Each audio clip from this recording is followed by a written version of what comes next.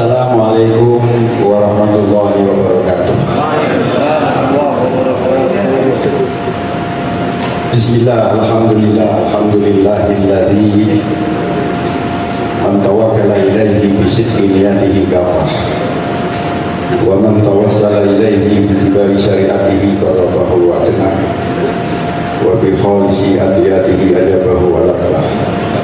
Wassalatu wassalamu ala sayyidina Muhammadin wa ala alihi wa ashabihi wa man qafada dinahu wa jahada bisabilihi wa wala amma ba'd. Hadratul muhtaramin, pengurus Sabang Nahdlatul Ulama. Aduh, ini banyak sekali karena semuanya saya kenal. Benar, ini semuanya saya kenal. Yang tua-tua, yang paling tua ini Pak Haji Abdul Manan ini. Ini dulu ketua saya, ketua di BRD, zaman ketua Golkar, galaknya setengah mati.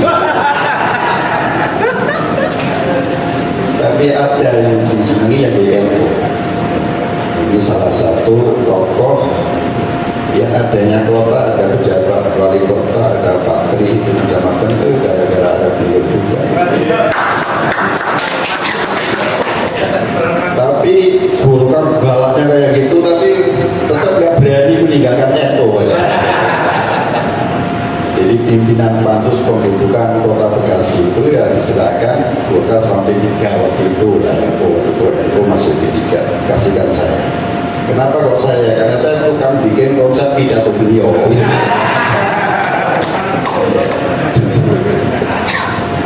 Terima kasih, ini para kiai, sahabat-sahabat saya semua.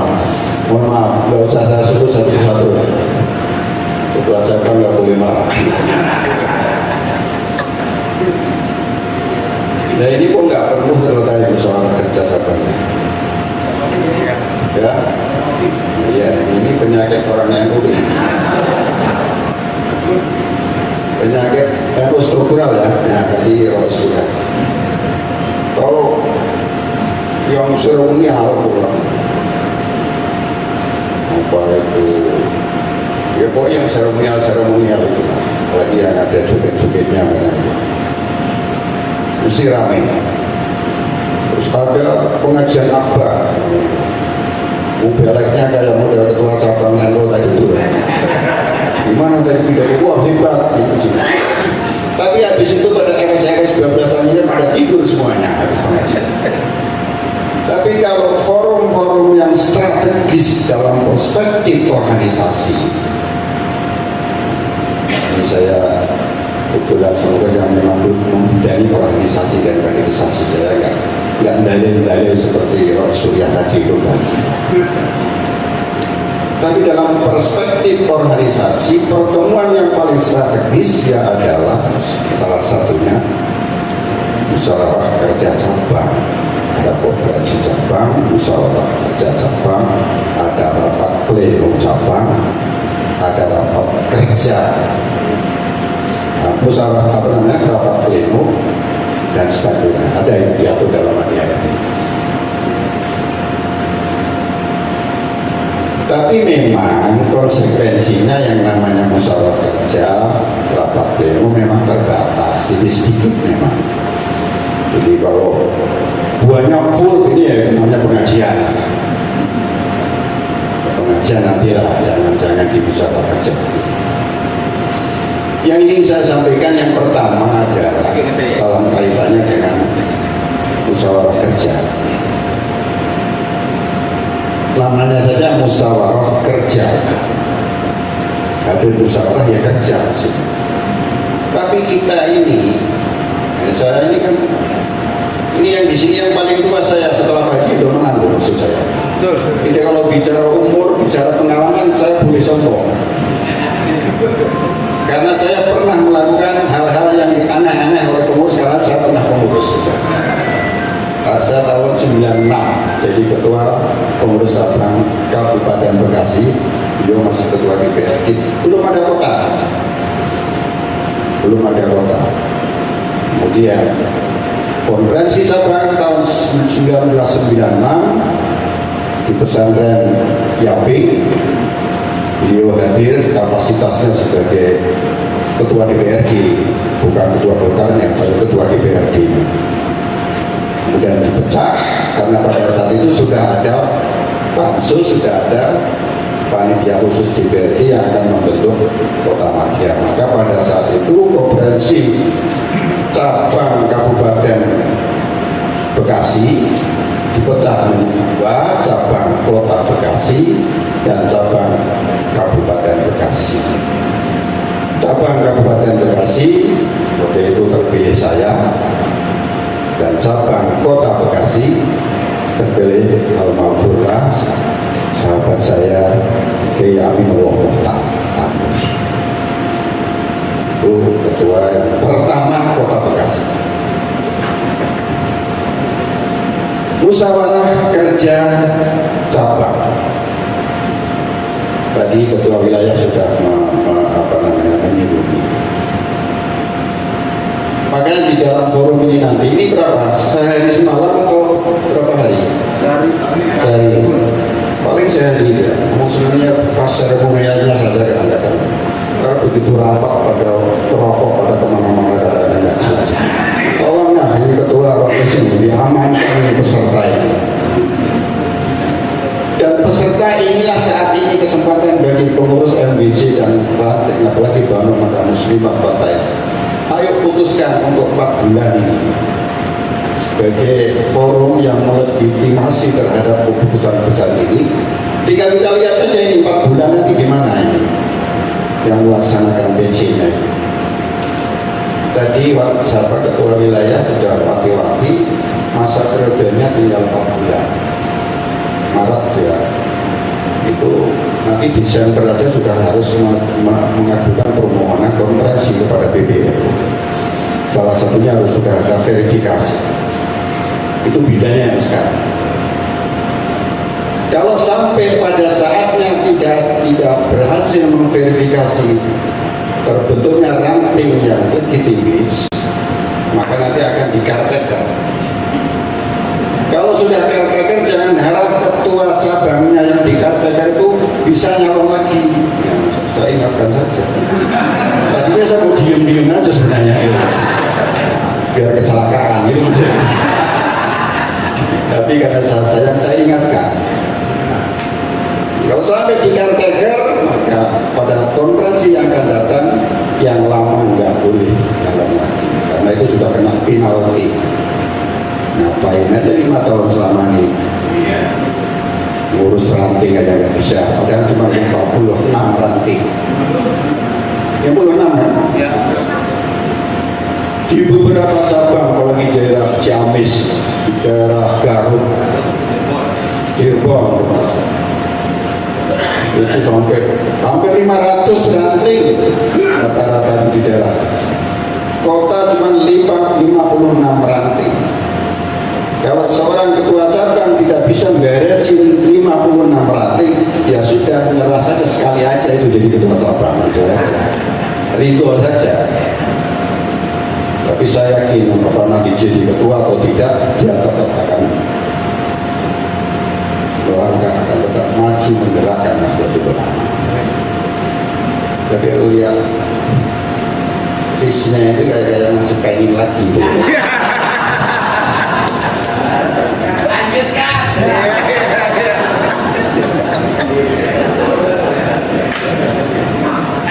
Cuman ini ya, tadi ketua wilayah sudah menyampaikan juga, katanya pada saat verbal kemarin yang hadir lebih banyak Kota Bekasi daripada kabupaten. Jadi masih koma belum. Dia nggak tahu kalau Mas Huri Malik yang ketua PBN itu adanya di Tambun, setiap hari tahu persis itu. Ranting-ranting lagi pada ngapa punya SK atau tidak, saya tahu persis. Itu kelebihan dan kelemahan ini di sini. Jadi mau ngomong apa saja ya, ukurannya rumusnya di verbal kan. 56 ranting nanti beres atau tidak. Kalau beres pun itu terserah ranting kan gitu kan, karena kedaulatan ada di ranting dan provinsi. Kalau nggak beres ya usah nunggu pemerintah udah ketahuan itu kena penalti. Ini tugasnya ketua bidang OKK. Jangan kita Terus kaitannya dengan musker yang sekarang, tolong putuskan, rumuskan yang sederhana saja yang bisa dilakukan, dilaksanakan dalam waktu yang 4 bulan ini. Itu aja sederhana aja, itu bisa berapa poin saja. Itu yang mulu-mulu. Kan biasanya kan kalau musker gini yang mulu-mulu, bikin rumah sakit, bikin universitas, bikin macam-macam. 5 tahun yang lalu juga ada yang gitu-gitu itu. Tapi segini aja nggak ada yang jalan. Padahal salah satu ukuran cabang di Nusantara ini sebenarnya kita itu sudah dapat keramat gandul ya. Kita sudah berada dalam posisi klasifikasi wilayah dan cabang yang A sebenarnya. A bukan karena apa-apa sebenarnya. Jadi di Indonesia ini di PBNU mengklasifikasi berdasarkan keputusan Kongres besar. Ada 8 wilayah yang berada dalam klasifikasi 1, kelas 1. Ada yang 2, ada yang 3. Yang 1 8 wilayah, Jawa Timur, Jawa Barat, Jawa Tengah, DIY, DKI, Banten, Lampung, dan NTB. Sisanya yang berada dalam klasifikasi B dan C. Salah satu klasifikasi yang berada dalam klasifikasi 1A itu adalah Jawa Barat, termasuk include di dalamnya adalah seluruh cabang-cabang yang ada, termasuk Kota Bekasi.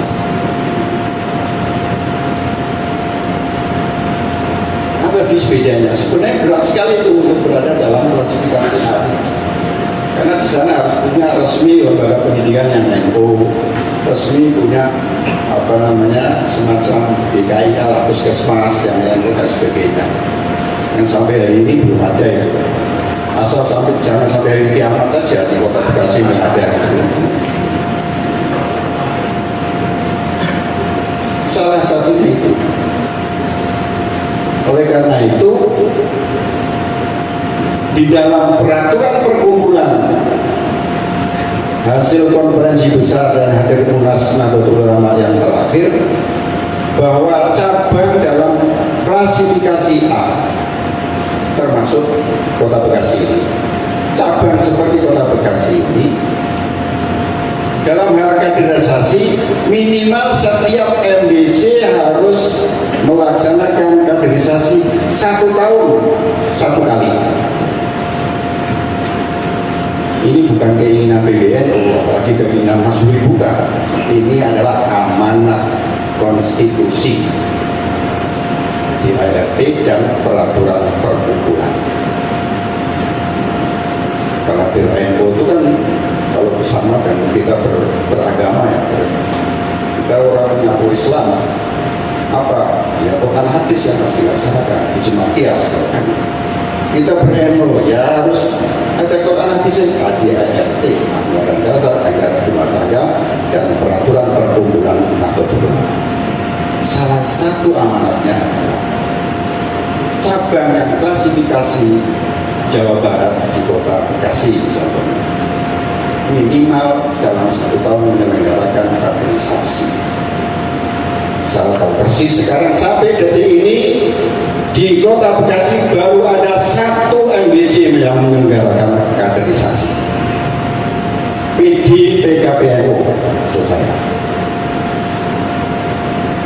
Yang pertama adalah cabangnya BCN Kota Bekasi. Sekali kemudian yang kedua adalah MBC yang dilaksanakan oleh MBC Bekasi Utara. Yang tidak tepuk tangan biasanya itu yang belum semua itu biasanya. Pondok Gede termasuk MBC semuanya itu Barat, Timur, mana lagi Pondok Gede, Jati Asih. Ini salah satu indikasinya gitu saja. Jadi kita melihat dalam sebuah mempotret ya, cabang wilayah dimanapun yang kita ukur ada indikasi strategisnya adalah itu.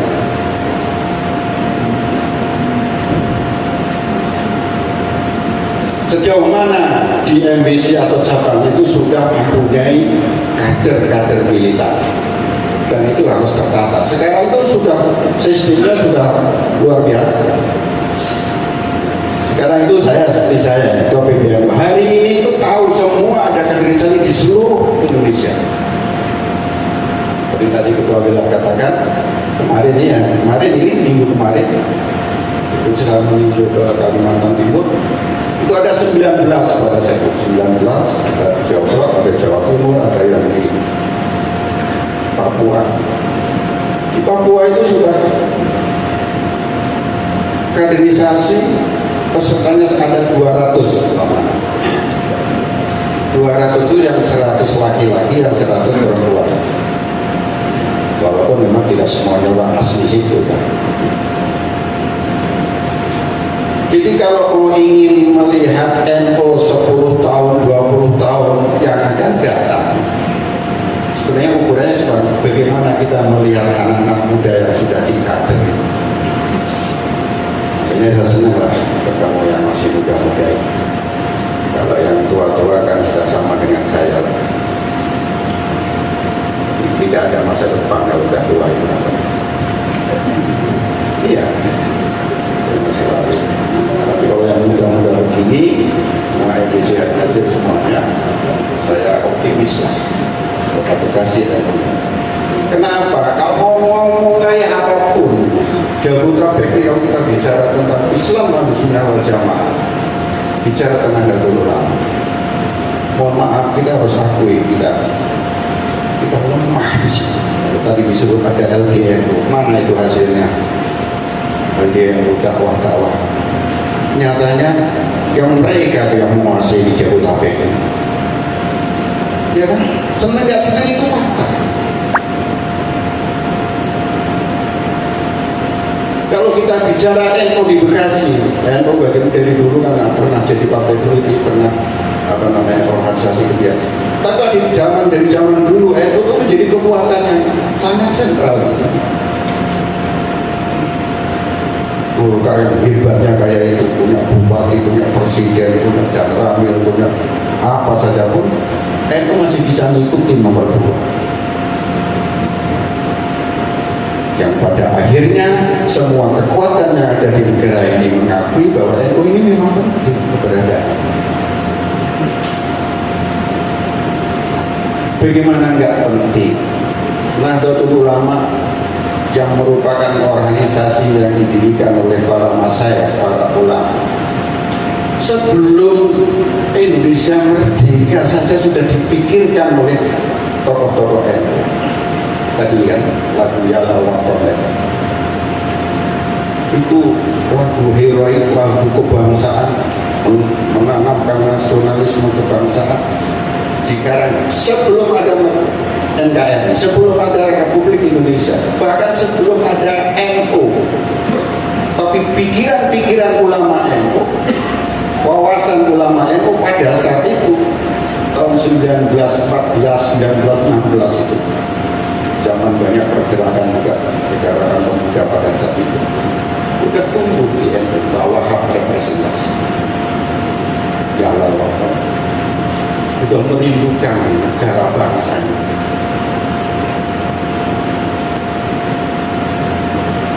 Yang kemudian pada tahun-tahun berikutnya mendirikan republik bersama-sama dengan kekuatan-kekuatan nasional yang lain, para tokoh-tokoh Islam dan tokoh-tokoh nasional yang lain, berdirilah NKRI. Sudah NKRI berdiri, diproklamirkan, masih banyak juga usaha-usaha dari pihak-pihak penjajah. Kemudian Pak Hasyim Asy'ari mengeluarkan resolusi jihad yang kemudian sekarang kita peringati menjadi Hari Santri Nasional 22 Oktober, yang kemudian menginspirasi terjadinya perlawanan rakyat melalui nomor 10 November besok yang akan kita peringati. Ini adalah hasil daripada termasuk upaya-upaya para ulama, yaitu resolusi jihad. kalau tidak ada ulama-ulama yang berislam Ahlussunnah wal Jamaah, di mana paham Islam Ahlussunnah Jamaah itu adalah mengedepankan juga nasionalisme dan kebangsaan, maka kira-kira bisa mulus begini NKRI-nya. Saya kira-kira saya lama bergaul dengan beberapa tokoh saudara kita di negara lain. Saya beri contoh Afghanistan. Ketika itu saya ketika di PBNU, pada saat itu saya ketua LSU dan termasuk bidang penyelenggara ya, koordinator kaderan juga.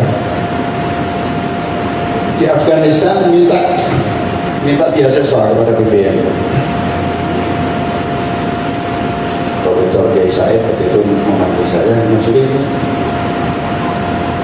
bantu ini di Afghanistan dengan beasiswa 100 mahasiswa. Kita berangkat kalau 100, kita coba aja 25. Oke, lanjut 25. Apa yang ingin saya sampaikan? Ketika kita berhubungan dan melakukan kerja kesana, mereka kesini, mereka kagum terhadap Indonesia, tapi lebih lagi terhadap Indonesia. Apa yang dikagumi? Nah ini kadang-kadang ini orang kita yang ada di dalam yang di Indonesia ini, yang senang nggak senang harus mengakui bahwa kita itu enak, mau apa saja ada. Tapi kadang-kadang kita justru membuli negara rumahnya sendiri. Ya kan? Yang terjadi itu kalau di Jabodetabek nih, wah ini kan sarangnya juga ini, tukang membuli negaranya sendiri. Ini sarangnya ini di Jabodetabek juga. Lihat aja representasi di institusi-institusi yang ada. Orang Afgan kagum melihat Indonesia. Yang pertama yang dia kagum itu langsung pada anunya gak bagus kan? Kenapa Indonesia yang dia sudah tahu pulaunya puluhan ribu sampai 17.000 pulau, agamanya macam-macam, mulai yang resmi berapa? 6 Pak Wali Kota.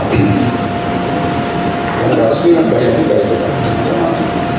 Sukunya, bahasanya, nggak ada negara yang seheterogen, yang semajemuk, ruwet kayak Indonesia, nggak ada. Tapi kenapa kok bisa punya negara yang bersatu? Ini kagumnya orang Afghanistan pada saat itu. Kok bisa?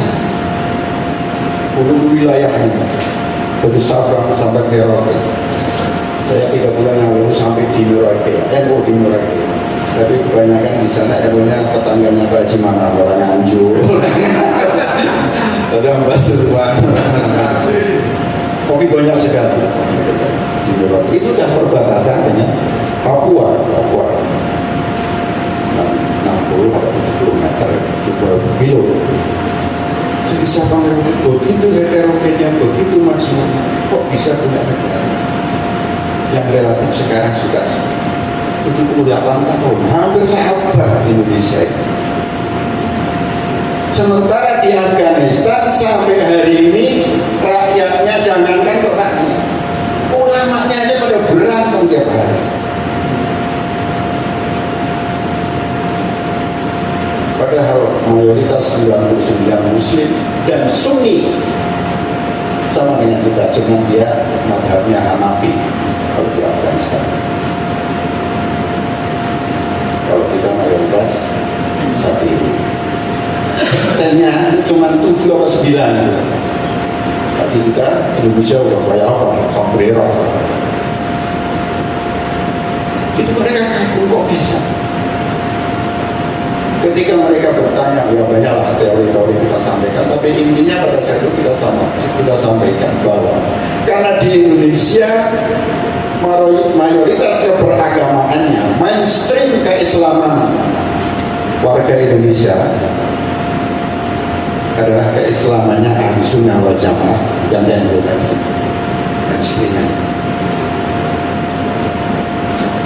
Sedangkan di dalam ajaran Islam Ahlussunnah wal Jamaah itu perspektif nasionalisme kebangsaan itu menjadi panglima. Kenapa? Karena agama tanpa kekuasaan, kekuasaan tanpa agama rusak. Makanya ajaran Islam yang kita ikuti Imam Ghazali di Al-Ihya, ad-din wa sultan, pada ibarat yang lain, ad-dinu wal mulku atau amani, dua-duanya agama sebagai pondasi, asal pondasinya. Wal mulku atau wal sultan, kekuasaan pemerintah adalah harisun, penjaga. Jadi nggak boleh memang dua-duanya ini memang harus tahu aman. Jangan sopan jadi ketua RO terus kepada pemerintah galak banget yang jaga politik. Sebaliknya juga pemerintah mentang-mentang yang punya wilayah, punya negara, presiden sama RO melecehkan, nggak boleh juga. Karena pemerintah itu hakikatnya adalah mestinya menurut manutun birra'iyah. Karena apa yang dia keluarkan, yang dia kebijakan yang dia keluarkan adalah hakikatnya adalah kebijakan yang itu adalah milik rakyat. Hampir 3.000 triliun APBN sekarang. Uang siapa itu? Uang kita semua. Apalagi orang NU, uang rokok itu. Orang yang kan perokok, orang NU yang nggak rokok ya kayak Cimanan aja. Rada modern kalau dulu. Jadi dulu itu kalau orang-orang yang rada modern, duitnya banyak, biasanya nggak perokok karena wah ini mau kesehatan. Tapi ternyata memang benar gue. Dulu tuh sama teman-temannya 6 bulan sekali harus check up. Teman-teman kita banyak yang mau karena takut nanti ketahuan sakitnya. Kalau sakitnya stres malah mati beneran. Jadi pemerintah itu, pemerintah itu adalah memegang amanat rakyat melalui kebijakan yang direalisasikan di dalam bentuk anggaran. Sekarang 3.000 triliun atau 2.000 berapa? Kota Bekasi sekarang berapa? APBD kan? 6 triliun. Luar biasa. Zaman saya kita pisah itu baru 60 miliar Kota Bekasi. APBD-nya itu baru 60 miliar. Itu uang siapa? Uang kita, uang rakyat. Lebih-lebih lagi warga NU. Yang merokok semua itu. Perokok itu penyumbang besar kepada negara ya. Ya percaya. Ini saya perokok ini masih sekarang. Ternyata begitu saya lihat, ini harganya 30.000.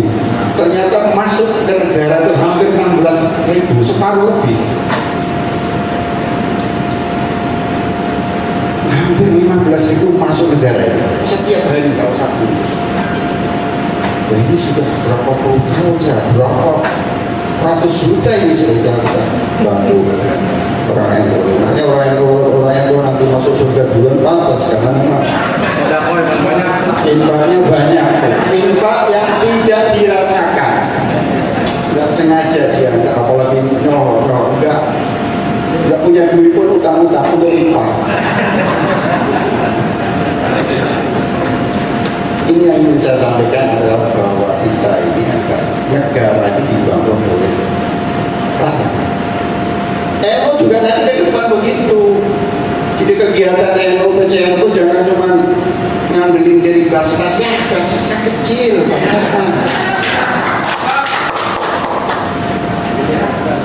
kalau dia nyumbang boleh, tapi kalau minta-minta jangan. Nah, saya ingin ingatkan saja nih pada PCN. Mana lagi ketua panitia lagi? Kalau nggak nyumbang, ente boleh, tapi jangan minta-minta. Basnas itu sudah ada itu rumusnya semua itu. Jangan sampai gangguin Basnas malah terlambat nggak beres lah. Dan ingin saya sampaikan bahwa kalau ingin NU maju ke depan, majulah bersama warganya. Sama dengan negara ini ke depan mau maju, majulah bersama rakyatnya yang patuh, rakyatnya yang inovatif, rakyatnya yang kreatif, rakyatnya yang pintar, negaranya akan maju. Jangan jadi pengurus NU terus tenang dah, Basnas sudah di kaki saya, Basnas sudah di saku saya, KPU sudah di kaki saya, wali kota mau nyumbang berapa? Bisa dihitung jari kan Pak Tri waktu mantan wali kota.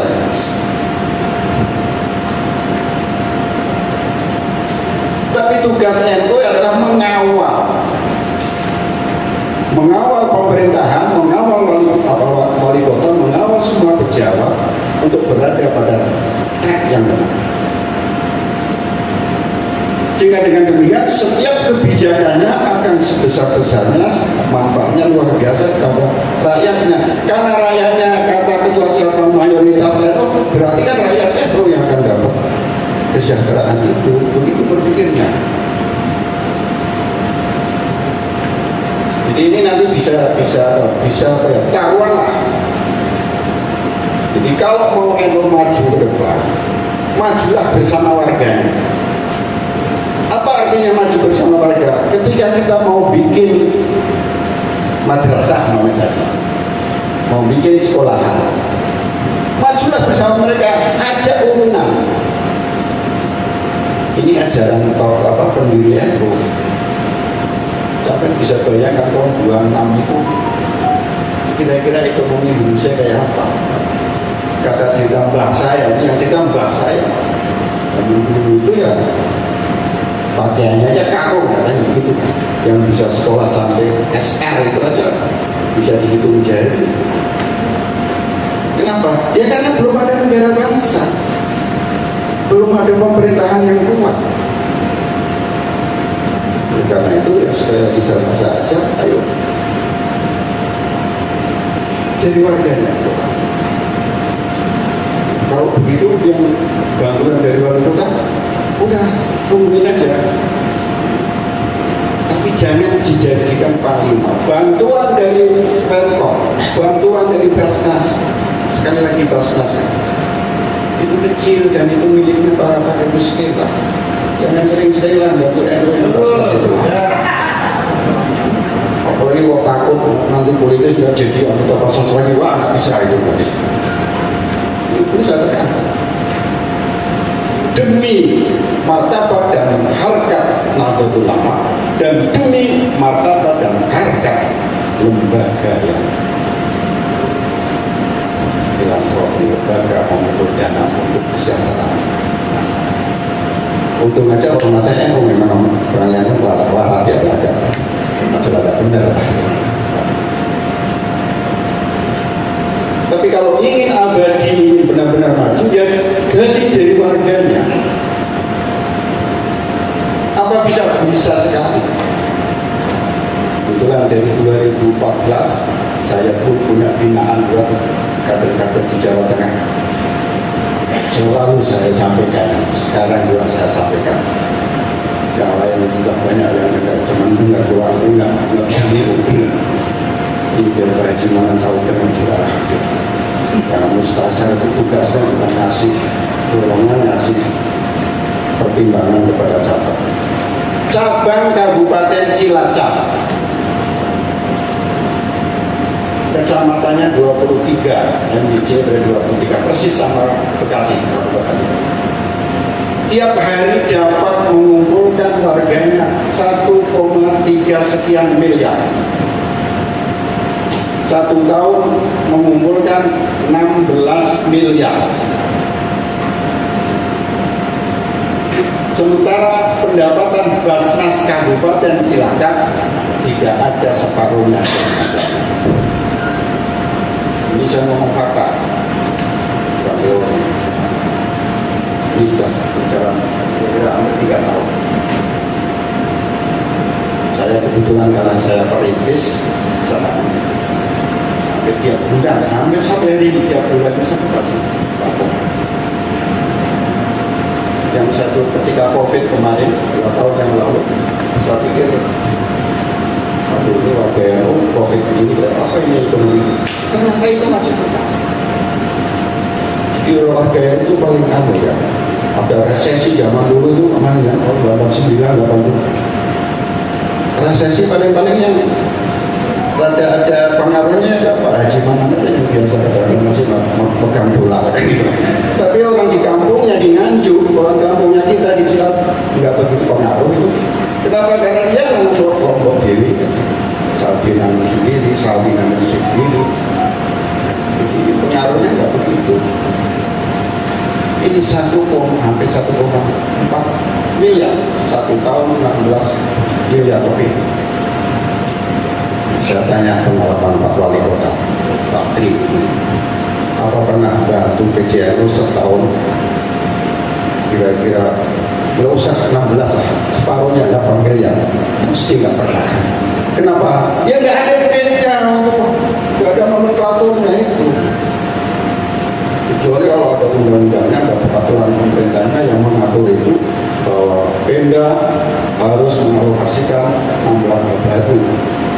Tapi kalau enggak ujuk-ujuk, saking baiknya dengan ketua Haji Madinah ya, kalau ini kasih nggak usah 16 miliar, 5 miliar aja, langsung dibrogol tuh wali kota itu.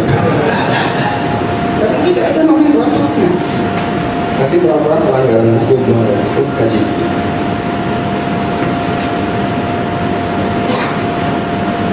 Kenapa bisa setahun 16 miliar lebih? Karena di cabang kabupaten Cilacap itu punya 66.000 kelenteng kaleng 66.000 yang ada di rumah. Berarti di rumah 66.000 orang itu yang tersebar di 23 desa. Setiap kaleng rata-rata 1 bulan mengumpulkan berkisar 21 sampai 25.000. Pantas saja kalau gaji dikalikan ya jadi 1,4 miliar lagi 1 bulan. Nah, apa Kota Bekasi nggak bisa? Wah, mustahil itu teori ya. Itu ya silakan aja studi banding ke Cilacap. Mungkin kalau 1,5 miliar atau 16 miliar setahun mungkin belum bisa. Ya bisa aja lah. Coba aja ini salah satu keputusan nanti di Muskeri. Ini aja. Punya 56 rantai gitu kan. Kita targetkan dalam 1 tahun atau dalam 3 bulan karena mau habis itu 3 bulan.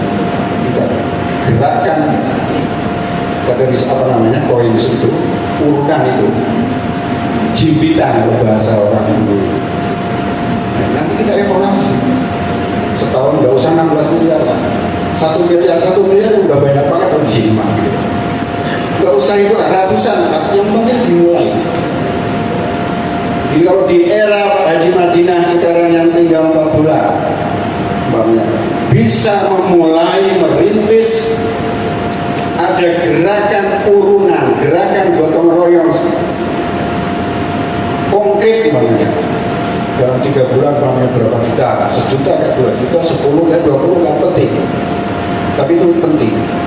Pentingnya berapa? Maka 10 tahun yang akan datang, 20 tahun yang akan datang, saya yakin betul gerakan yang dirintis dalam 3 bulan pertama ini akan membesar.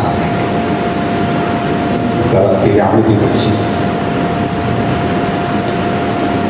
Saya kira ini yang ingin saya sampaikan, catatan-catatan yang ingin saya sampaikan. Sekali lagi bahwa di dalam di organisasi itu kita sama-sama lah mulai dari pusat penyakit kita itu kadang-kadang selesai sampai kepada forum-forum sedunia yang kadang-kadang sudah menghabiskan dana yang banyak tapi hilang habis dalam 1 hari 1 malam, tapi habis itu 12 hari ini kadang tidur Bahkan sudah ada keputusan pun tidak ada satu tindak lanjut. Ini yang ingin saya wanti-wanti, tolong Gereja Madinah Husnul Khotimah kita buktikan walaupun cuma 3 bulan, tapi minimal adalah meletakkan dasar-dasar kemandirian. Ini harus dimulai dulu, sekecil apapun ini harus kita letakkan dengan kuat. Dengan demikian ke depan nanti anak cucu kita nanti tinggal melanjutkan. Ini yang susah, ini kan berjuang untuk yang pertama. Saya kira itu saja yang dapat saya sampaikan. Bapak dan saudara-saudara, semuanya ini adalah dalam rangka kita ber-NU, ini adalah dalam rangka kita menjaga, memelihara yang selalu saya istilahkan, kita itu punya 2 warisan besar.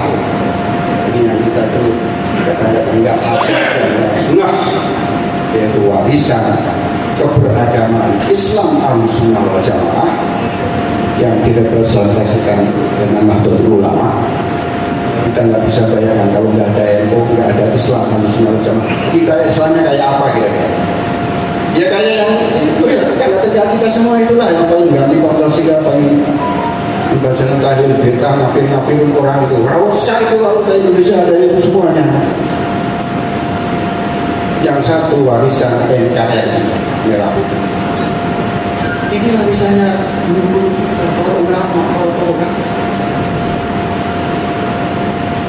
Jadi kalau Merah Putih tercabik-cabik, Nahdlatul Ulama, Islam Ahlussunnah wal Jamaah akan tercabik.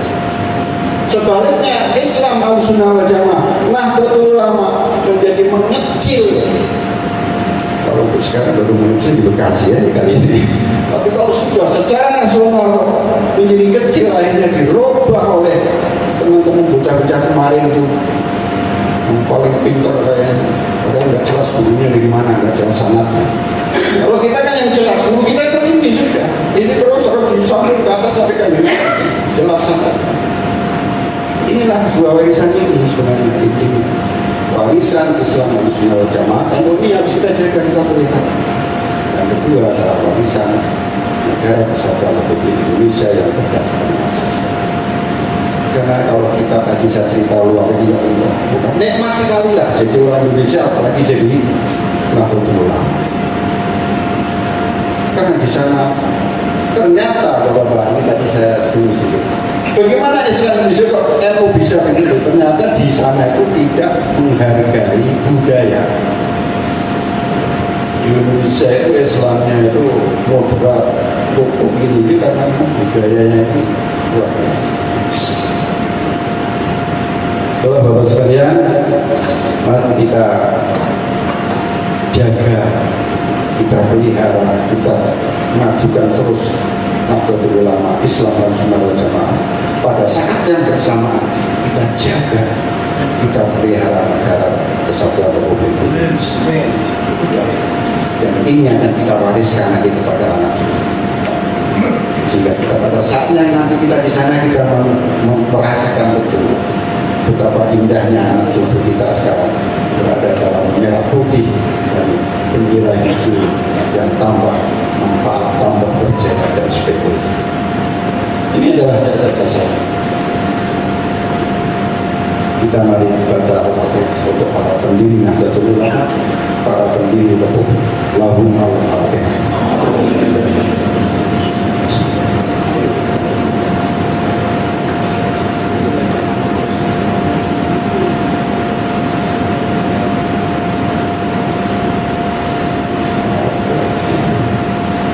Ajaran pesantren menyampaikan laqad rasul hatta ajaran. Berhasil bahwa para pendiri Republik bukan maupun hatta dan semuanya laqad rasul, mereka telah menanam, telah berjuang hatta ajaran, sehingga kita yang menikmati. Kita itu jadi generasi yang penikmat, bukan pejuang. Berjuang itu bapak-bapak kayak kita tuh penikmat. Tahu-tahu sudah ada pemerintahan yang aman dan stabil, tahu-tahu sudah ada mall, sudah apa itu sudah bisa. hatta akram. Oleh karena itu wa inna lana hatta ya'kula man ba'dana. Kewajiban kita tua muda nakros, kita juga harus meniru untuk menanam, berjuang hatta ya'kula man ba'dana, sehingga generasi yang akan datang akan lebih bisa menikmati, mendapatkan manfaat masalah yang lebih baik daripada yang ada di sana. Itulah yang bisa saya sampaikan. Kurang lebihnya mohon maaf. Terima kasih sekali dari semua kekuatan di Bekasi. Mohon maaf saya tidak bisa menyebutkan satu persatu, tapi saya kenal semuanya ini, yang muda dan yang tua saya kenal semuanya. Saya masih bisa punya berharap, dan kalau yang dengan muda saya masih bisa nagih juga. Yang tua-tua ya paling-paling ya nyindir-nyindir lah kadang-kadang itu kan. Jadi percayalah bahwa saya adalah bagian daripada kota Bekasi. Wallahul muwaffiq ila aqwamit thoriq. Wassalamualaikum warahmatullahi wabarakatuh.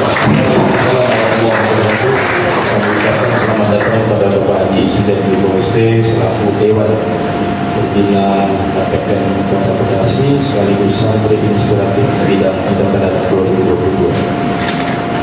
Sebelum kita akhiri rangkaian pembukaan musyawarah kerja cabang KPN Kota Bekasi tahun 2023, mari kita tutup dengan doa yang akan dipimpin oleh Kepala Kiai Haji Abu Bakar Tahziz MA. Dipersilakan.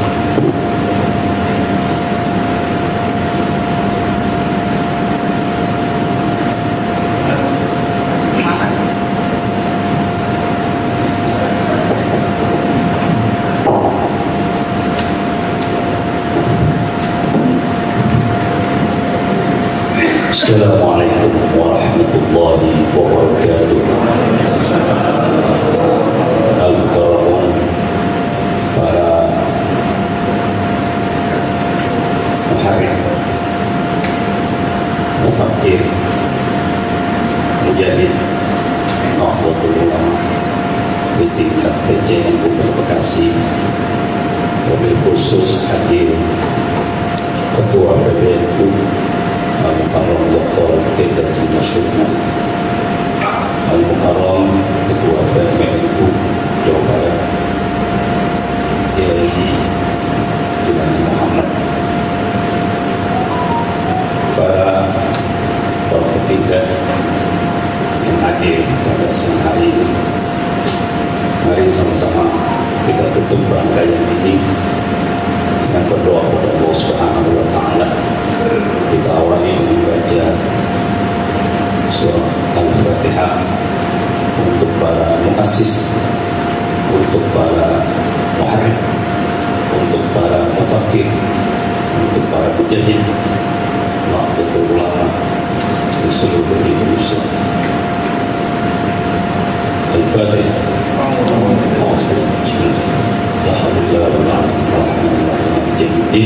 إياك نعبد وإياك نستعين الصراط المستقيم صراط الذين أنعمت عليهم غير المغضوب عليهم ولا الضالين.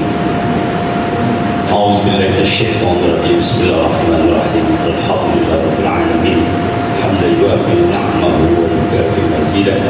يا ربنا لك الحمد ولك الشكر ولك الملك كما ينبغي لجلالك العظيم سلطانك. اللهم صل صلاة كاملة وسلم سلاما تاما على سيدنا محمد وتنحل العقد وتنفرج به القلوب وتقضى به الحوائج وتنال به الرغائب وحسن الخواتم ويستسقى الغمام بوجه الكريم وعلى آله وصحبه في كل منحة ونفس في عدد كل معلوم. اللهم اغفر لنا ذنوبنا ولوالدينا وارحمهم كما ربونا صغارا.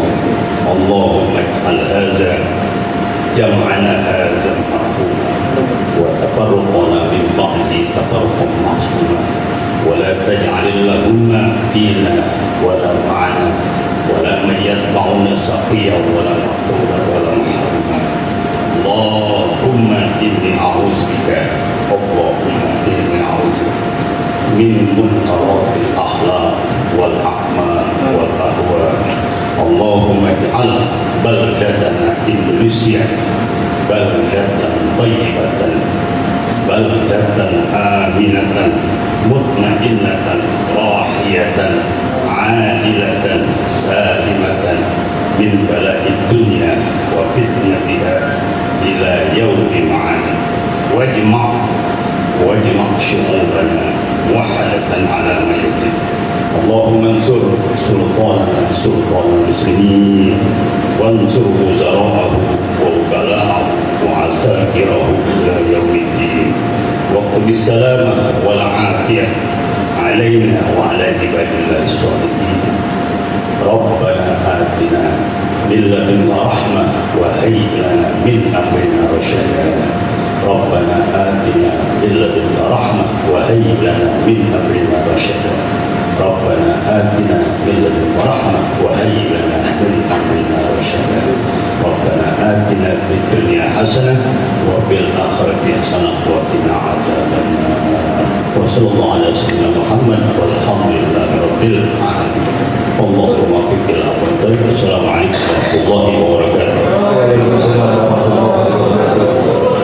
Semoga segala doa yang dipanjatkan dalam rangkaian acara pembukaan dan sampai akhir Muskar Cap NU Kota Bekasi berjalan dengan lancar. Sebagai salam jumpa dan penutup acara kita pada Muskar Cap hari ini, saya akhiri dengan sebuah pantun. Jalan-jalan ke Cikini, lanjut ke Pondok Labu. Dengan Muskar Cap ini, semoga NU Kota Bekasi makin maju. Saya selaku pembawa acara mohon maaf yang sebesar-besarnya apabila ada salah kata dalam membawa acara ini. Terima kasih pada hadirin semua atas segala perhatiannya. Wallahul muwaffiq ila aqwamit thoriq. Wassalamualaikum warahmatullahi wabarakatuh. Sesi foto bersama ada makan siang Isoma di depan aula. Perlu kami informasikan bahwa ada beberapa hal penting yang perlu diketahui dan disimak dengan baik oleh seluruh peserta. Nanti setelah Isoma, peserta bisa masuk lagi ke aula pada pukul 1 untuk melaksanakan sidang pleno pertama. Terima kasih.